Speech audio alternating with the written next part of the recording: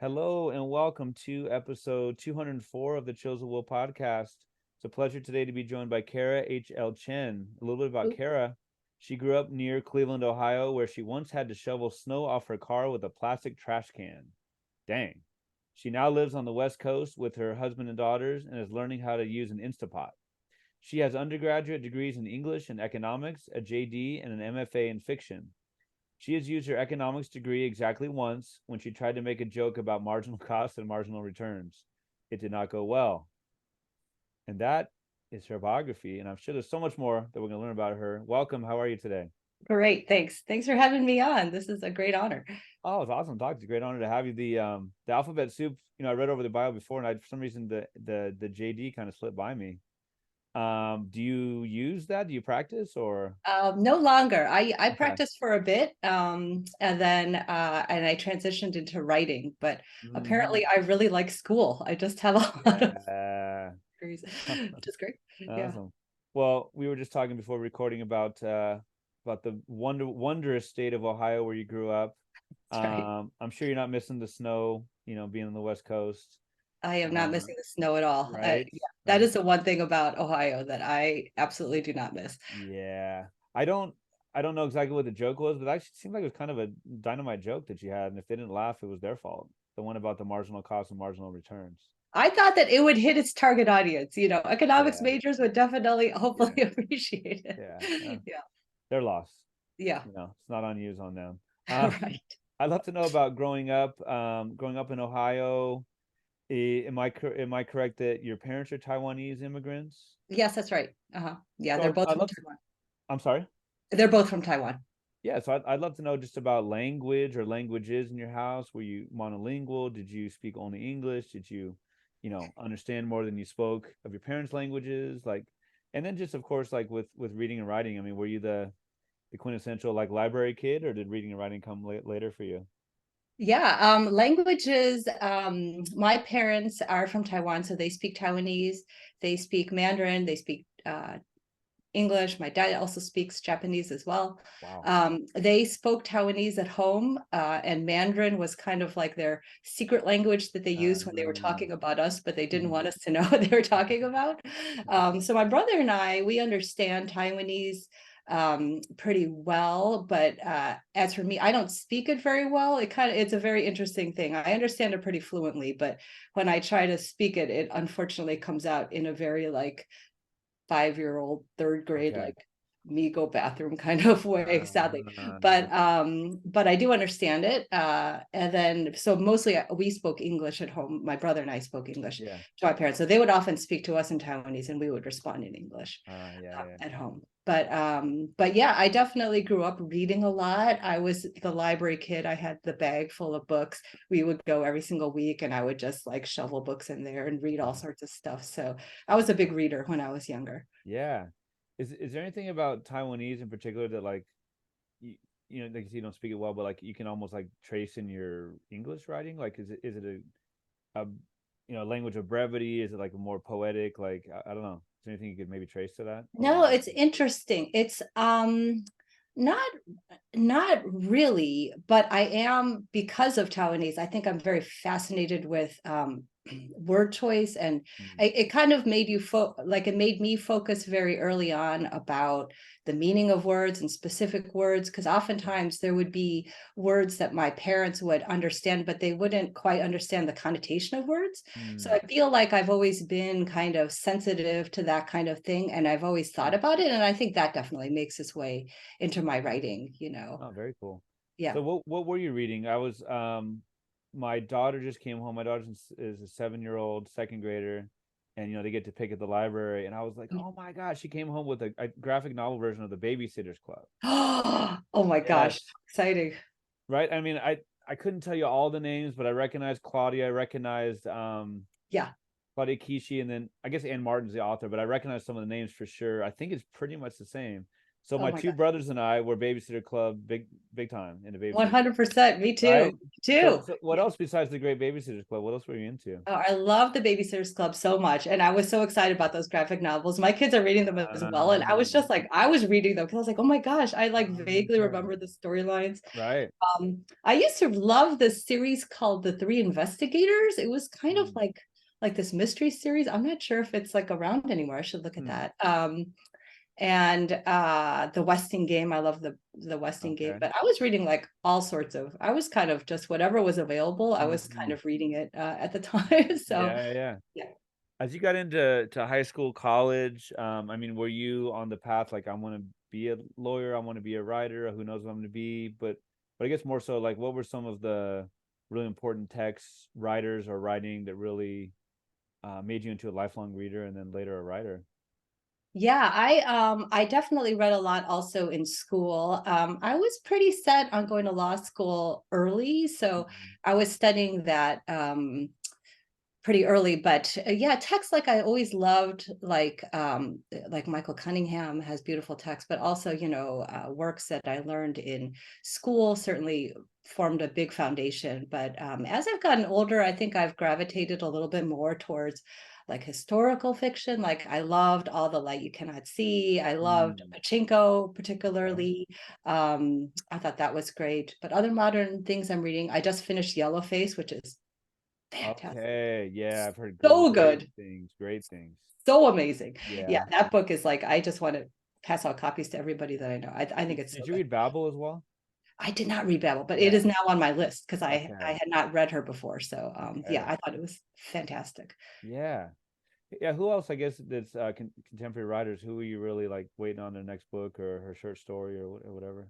Yeah, I read a lot of George Saunders short stories, but to be honest, like because of the last couple of years, I have been under deadline, like writing, because I had this Yeah. like too big deal. I have not actually been able to read as much as I want to because I tend to not read as much when I'm writing because it just feels like two separate processes to me. Mhm. So Yellowface is probably the most recent. Oh, I also read this time it's real, it's a YA book by Anne Mm. Liang. I thought that was really great. It's a very very cute like rom-com, and I'm in the middle of this book called Green Island by Shauna Yang Ryan. It's actually about the history of Taiwan, and it's fictionalized, it's fiction, but Okay. it's about Taiwan after World War II and how the political aspects of that and how people were incarcerated for speaking out against the government, and Mm. it's extremely powerful. So I'm enjoying that as well. Hmm. The I guess some of the links maybe if you could talk about some of the links between the big time reader as a kid and then it sounds like you did some other work, other professions. How did the writing bug stick to you? That's not the term. How did you catch the writing bug, or how did writing become something where like I'm gonna actually write a books? Yeah, I feel like it's something that I've always done. Like even when I was younger, I used to make like little books out of construction paper and Yeah. whatever. And law in a way seemed to me not quite the same, but definitely seemed adjacent to writing, Hmm. like they're like you're still forming an argument and you're still dealing with words and you're still dealing with the presentation of a story in a way when you're making a case, so it seemed to me maybe a more not practical, but I would say, like it was a way to get a degree in a profession and a job, perhaps that was a little bit more straightforward. But Yeah. even when I was a lawyer, I was still trying to take writing classes. I was always trying to figure out how to finish a book or get a book. And at some point I was like, you know what, I'm just going to try to get an MFA. I'm just going to Mm. like try to go for it and see what happens. Yeah. And see if we can make this work. And so I did, yeah. And then Is start the journey. yeah.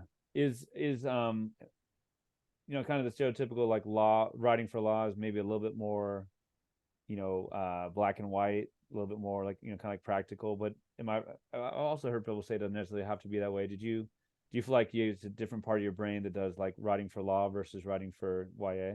Yeah, I think that's right. And also the thing the thing that I did not realize is that so law is very like if you write a brief, it's very much like what I understand like science writing to be, which is that you put all the important information up front with the Uh, thought that people are going to, not have a lot of time. You have like a little summary, you put all the important things up front. So my first legal brief, I wrote it like a fiction piece where I was like, oh, I'm putting the smoking gun on page 4. Like you have to have you got to get them to and my writing professor was like, exposition. no, you can't hide that most important fact on the 4th page. You really have to put it up in the front so people will see. I was like, ew. So it's almost like the structure of it is very different of how things are structured. But the interesting thing about law is that if you read a case, they're all structured the same. So you can kind of be like, oh, you do know very quickly like where the case is going and all that, but it's different than fiction, certainly.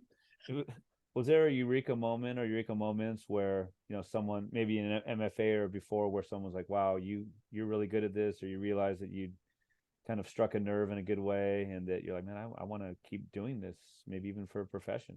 Yeah, kind of. I mean, I did I did like a writing competition when I was I think it was in middle school. I did pretty well at that. And then I was a dual major with economics and English in undergrad. And so I had done a couple writing competitions and gotten scholarships and stuff like that as well.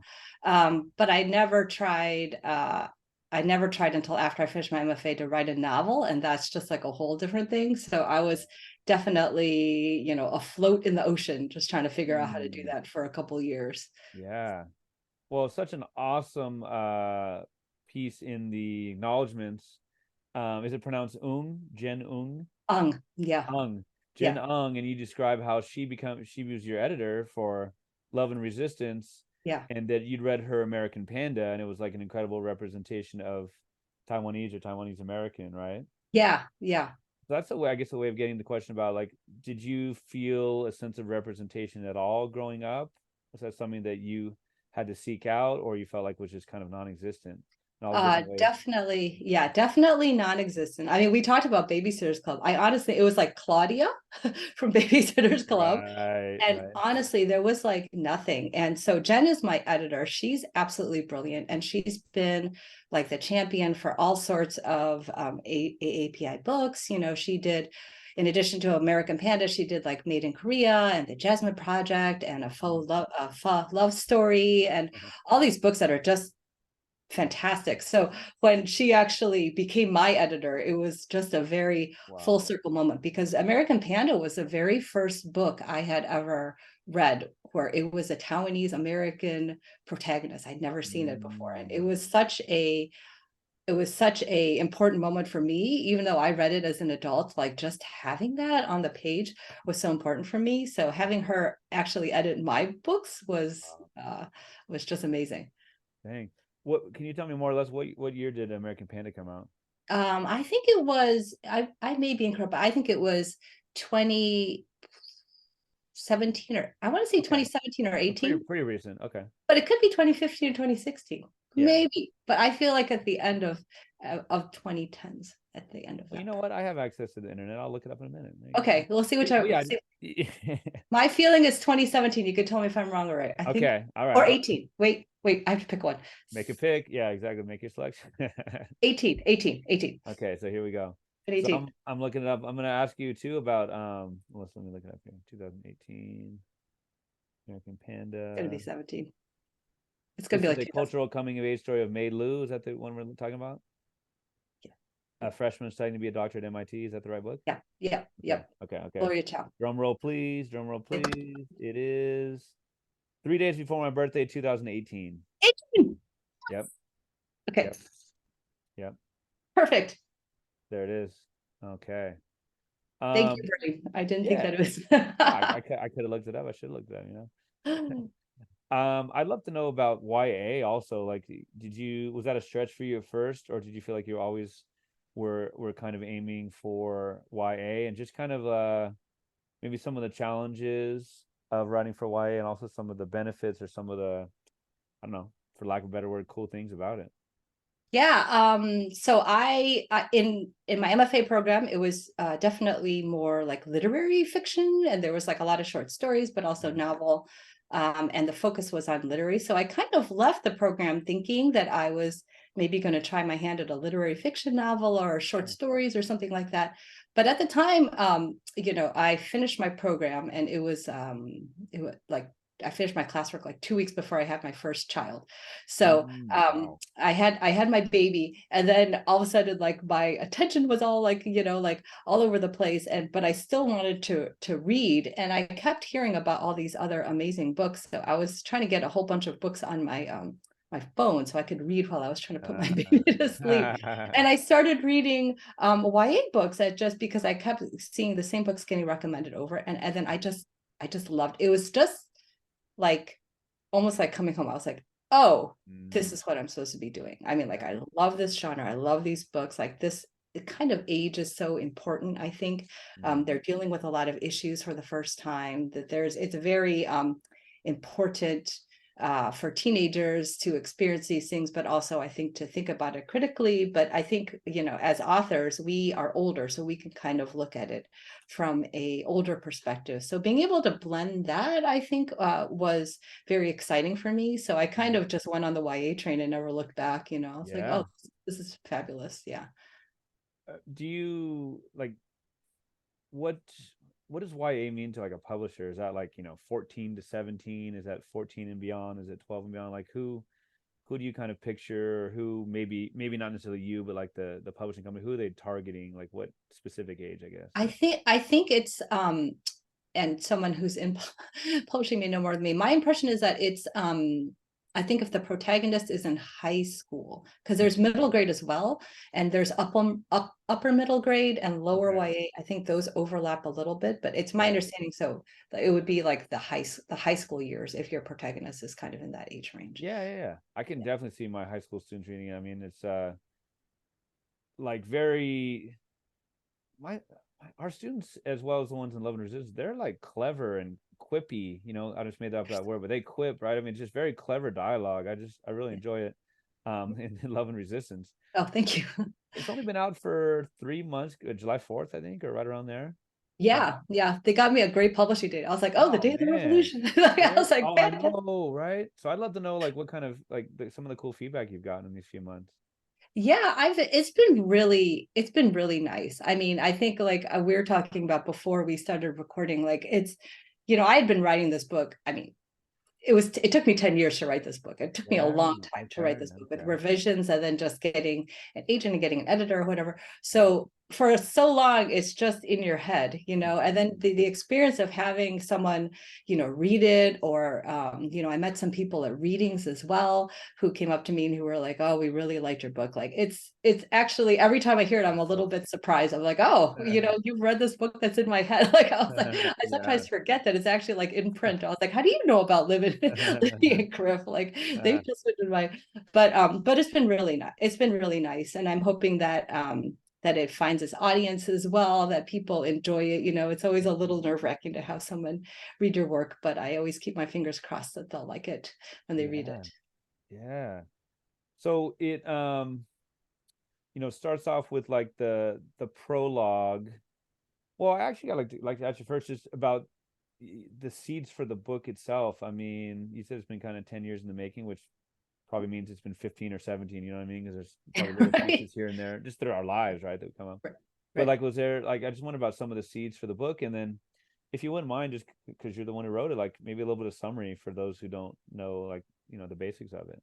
Yeah, I had an idea about, it was just like a little random idea about a secret society of nerds. That's what I was calling them in my head, who fight, kind of like fight the hierarchy or fight the bullies in their school. And that's kind of all I had. Like that was the genesis of the idea. And the book today is basically, it's about Olivia Chang. She's 17 years old and she's moved to a lot of different schools in her life. So she has a philosophy that it's much safer to just kind of be isolated from everyone. But one day she hears this kind of microaggressive comment and she can't not say something. So she defends herself, but then she becomes a target. So she eventually meets up with the NerdNet, who is the secret underground network of nerds. And they've been kind of secretly thwarting the bullies' tactics for a couple months. So they join forces. She's a military strategist. They're kind of sneaky with their tactics. And they conspire to take the whole hierarchy down. Yeah. Oh, thank you. Nice elevator pitch. Thank Yeah. you. Right. No wonder they bought the book. A Uh, little bit long for an elevator. I okay. was Right. trying to Right. like Right. shorter, but yes, Yeah, thank like you. a bigger building, you know. Yeah, exactly. Bigger building. So the you talked about her being you know, with the microaggressions of kind of starting the the arc, if you will. But you know, line one, I mean, all the way back, you talked about her being like the military strategist. A lot of that she got from her grandpa, and you know, things that Yeah, he taught her. So yeah, the first line of the whole book is surviving high school is all about strategy, right? yeah, She lays it out. She uses words like tactical and stealthy, you yeah. know, about how to not to thrive, but how to just like blend in. Is that safe to Yeah. say? Yeah, I Right? think so. Yeah, yeah. I always thought of high school as like it's a hard time, you know. I like, we of course have survived it and gone on beyond, but I have very vivid recollections of it just being like difficult. So to Mm-hmm. me, the idea of it being like war seemed to seemed to make Mm. a lot of sense to me. The you know, in some of the forced schools and forced states kind of thing, and she's been at some schools she didn't really even have a name. She was just a new girl. So Yeah. obviously there's so much there in her psychology about, you know, about starting over and all those things, with her Mhm. mom being like a military lawyer. Is that? Yeah, she's a Yeah. lawyer with like JAG, the Yes, yeah, exactly right. Very early on, she sits down in the cafeteria, and they don't talk to each other really for a couple of days or even weeks. But she meets this boy from her French class, Monsieur Griff, yeah, right? His real name is yeah. Alexander.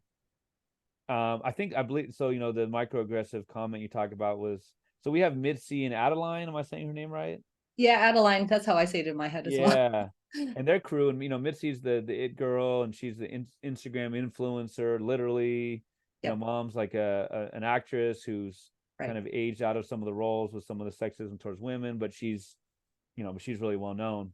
But they always ruin the curve. Would that be the comment you're talking about?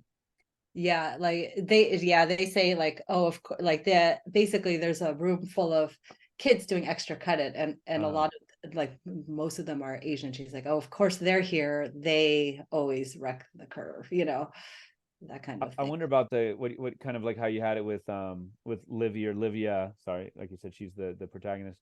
Yep. Did she how much she thought about like, man, I should just keep my mouth shut, versus how she just couldn't take it? I wonder Yeah. about that play there.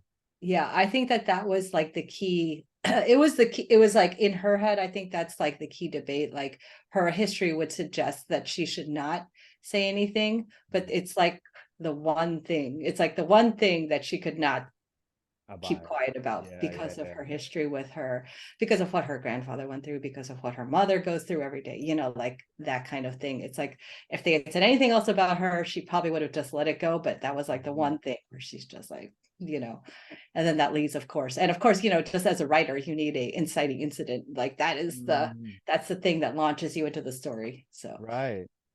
Right. And then, so a little bit down the line, there's the racist I think Instagram post, some sort of social media post, but really like just blatantly racist. yeah, And like you said, she goes through her memories about, her grandfather being treated poorly, to say the least, because his English wasn't greatest right. and all that. And obviously she had great love for her grandpa. So Yeah, the nerd net, like you said, is kind of, is there to right some wrongs.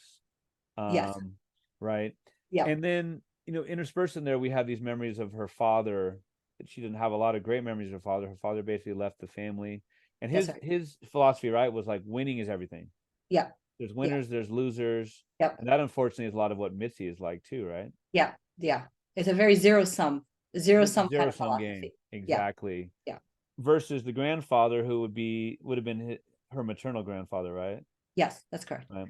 And his advice, and always, there's such a beautiful moment. I have my little notes here, I'll find it in a second, but where he was always just there, knowing how to make her feel better, if it was a teddy bear, if it was a hug, if it was a conversation. Yeah, And she misses that so much. Is that sounds like grandpa passed away and father left in like a month span. yeah, yeah. It was very close in time. So it was kind of like this very big traumatic change all at once.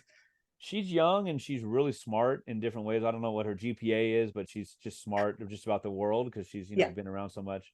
yeah, I wonder about, like, playing amateur psychologist here a little bit, like how much she fully realizes how much she's been damaged is not the word, but hurt by her father, and how much of her trying to blend in is in response to her father leaving slash even her grandfather passing away.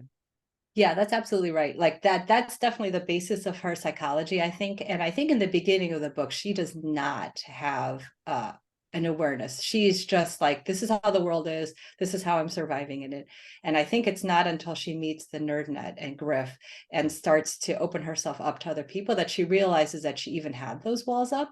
Yeah. And then the book is kind of the process of her being able to break that down and being able to make true friends for the first time. Yeah, I mean her mom is not like in every single scene, but her mom is such an important character, obviously, and I just love how she's you know, I can't understand the racism they've gone through, but her mom can, and her Yeah. mom, but I just love the idea that her mom is just like I don't know, respectful of her space, but also not like an apathetic mom.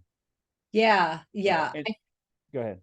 Oh, no, go ahead. Yeah. I was just gonna say, I guess what I was getting at, sorry, slowly was just the idea that a lot of times people minimize teenagers' problems. Yeah, It's just a kid, it's just a phase, he'll be right, over it. right, And her mom with the, more wisdom, more life experience, like she gets that sometimes maybe these things aren't as important in the long run as they are in the moment, but it's not, but she's not patronizing about it. She's not I can't, yeah, she's not patronizing. She's not putting her daughter down like, ah, it's not important. She really gives her space and right. says, in the moment, this is important to you. I'm going to help you with this. So, Yeah. um, the mom being the lawyer and writing, with the military. Do you have any family military experience? Is there a little bit of a little bit of you in mom, or not necessarily? I Is the think lawyer thing the last connection? yeah, well, I think That was the definitely connection. there's a little me of mom in the mom. And Uh, one of the decisions I made as a writer was to make her grandfather the generation that immigrated and her mom right. be a second generation who grew up here, because I wanted Olivia to have someone who experienced what she has gone through and is able to help her navigate that. Hmm. And I feel like there is a definite cultural difference. Like, for example, like my parents came from Taiwan and I grew up here, and we definitely have some cultural differences, which make us, uh, I think we don't experience things differently, but being able to talk about it is different in a way than, say, I would talk to like my brother who grew Mhm. up here, and if we had some sort of like, or I would talk to my friends who grew up here, like be like, oh, this thing happened to me, and they'd be like, yes, and we would have a different kind of conversation than I would say Mhm. have with my parents. Yeah. So having her mom be that figure to me was very important, so that she would have some sort of almost like a mentor figure who could get her Yeah, through definitely. these difficult experiences, was important to me. And then regarding, yeah, there's a little bit of lawyer in there. I actually have one of my good friends is in JAG, so I would like email her like, oh, is this right? Like, can I use Nice. this? So yeah, and she's amazing. She's in JAG with the Navy, and so I thought that'd be cool to have her The mom fact checks have that there. kind of background, and it would explain her knowledge of the military and all that. Sure. So Yeah. Yeah, and you talked about that kind of cultural, generational gap or divide or yeah, small differences, but you had that where Livia talked about going, I guess a few years before, had gone to Taiwan, right? yes, With the family, and it was kind of like she was the American, yeah, yeah, right? it's When she definitely went this ahead. diaspora, yeah, this Uh-huh. experience, and I feel like that's like I mean, that's certainly been my experience, where it's like you are in America, but people don't always treat you exactly 100% as like an American. But then I would go to Taiwan and they'd be like, oh my gosh, you walk like an American and your language skills are Right. very spotty. And Yeah. so you're not quite fitting in either one. And so being in that in-between space, Uh-huh. and how to navigate that is it's actually something I explore a lot more in my next book, but this one Okay. too, a little bit. Even So walk like an American, huh? no, apparently that's what my mom said. She's Wow. like, you dress like an American, but you walk like an American. I was like, I don't even know what that means, but Really? okay. Man. Apparently that's true. Oh my gosh. I'm much more Americanized. I'd be like, I guess, third generation, but mostly Italian. And like even Yeah. going to Italy, I remember like the Italians right away were like, they knew they're like Americani. Like I was They in my knew right country, away, right? and I Yeah. was like, I couldn't have been in Italian, you know what I mean? But just right Yeah. away, yeah, just I don't know, dress or like you said, walk. Yeah. I don't know. Yeah. There's some markers Interesting. that make it immediately obvious. I mean, Yeah. definitely clothes, I think, and language, but also, Okay. yeah, I think just our way of expressing ourselves or movement or something is different. Interesting. Yeah. Wow. Very interesting. The she being Olivia, she makes a couple little faux pas, like, everything is recorded at the school just like it is in our world now. Yep. And she made some comments about, sheeple, and Yeah. these groups and these cliques everyone's, following, and that goes up on IG, and it's kind of like you just can't make, in the world of high school, it seems like it's so hard to make any small mistakes, and now everything's recorded and gets put up online, right? So Yeah. it's even more Yeah. troublesome. Yeah. Yeah. But she gets those small acts of kindness, talk about looking back at the things her grandfather done for her. Griff, they become actually talk to each other. It's not just, Yeah. I movements know. and sitting next to each other at lunch, and they really hit it off. Yeah. There might even be a little bit of a crush there, Yes. maybe one way, maybe both ways, definitely. Yeah. You Yeah. know, and I believe it's right after she had one where, some of the stuff went online about her, and real small act of kindness, or maybe not small, that he takes her, they get a new phone, even like a French Yeah. fry case, that they bond Yeah. over that. Yeah. And they really, and he welcomes her into the nerd net, right? Yeah. The idea, like you talk about, they're invisible, they're kind of behind the scenes. Right. Olivia is like a social scientist. She talks about like the third estate with the French, Yeah. the French Revolution, Yeah. and really brings that to the group, right? About the ways in which they can really kind of attack the problems that they do.